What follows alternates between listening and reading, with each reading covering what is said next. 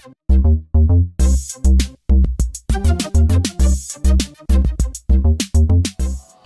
hi YouTube, Mr. Boss here, and in this video I'm going to be talking about Terraria. So this video is actually part of like a dual request, so yeah, thanks to you guys.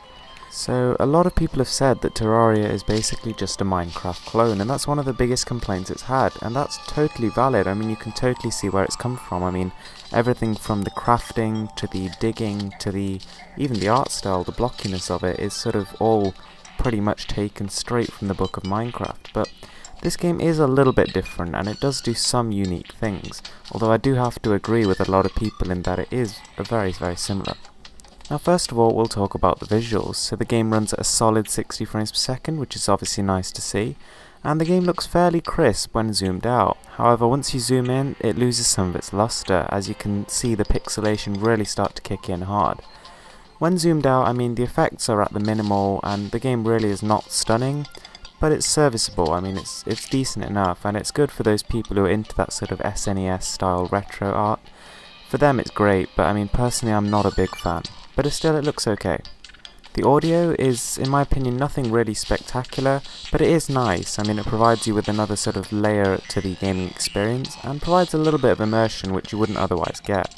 I mean, it's not the kind of tunes which you're going to be singing for days to come, but I think it is a nice addition, and to be honest, it's better than most tracks I've heard in other games.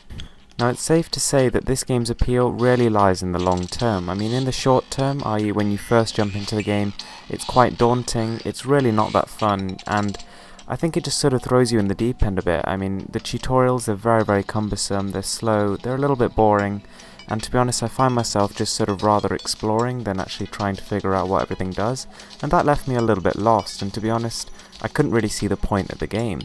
However, a couple of hours in, it all became more clear, and eventually the incentives start to kick in. Now, Terraria has an absolutely massive crafting system, and this is pretty much the game's main strong point. I mean, it's something that separates itself from other crafting games, you know, like Minecraft. I'd say it's actually probably more expansive in this game. I mean, there's not quite the same level of customization, although there is a fair bit, but the actual crafting really is very good.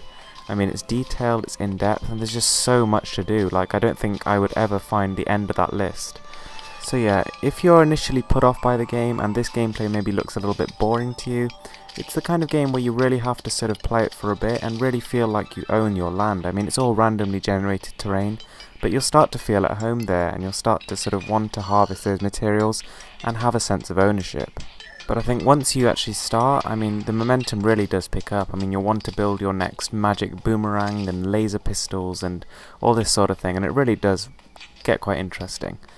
There's a whole host of different enemies, and combat is probably emphasized more than other games in this genre.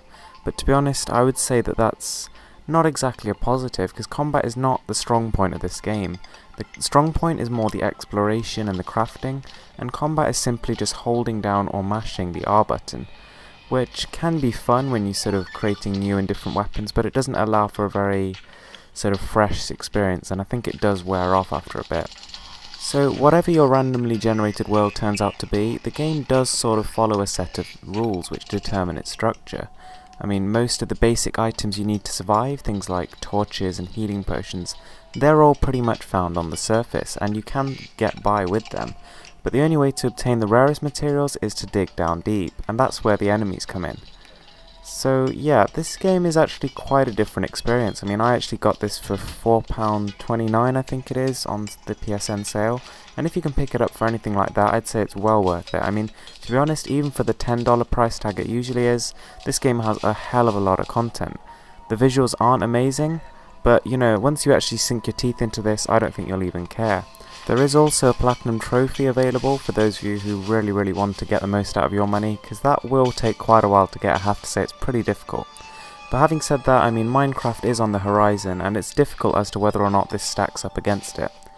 Anyway guys, thanks for watching. I hope you liked this video. If you did, please give it a thumbs up and subscribe for more.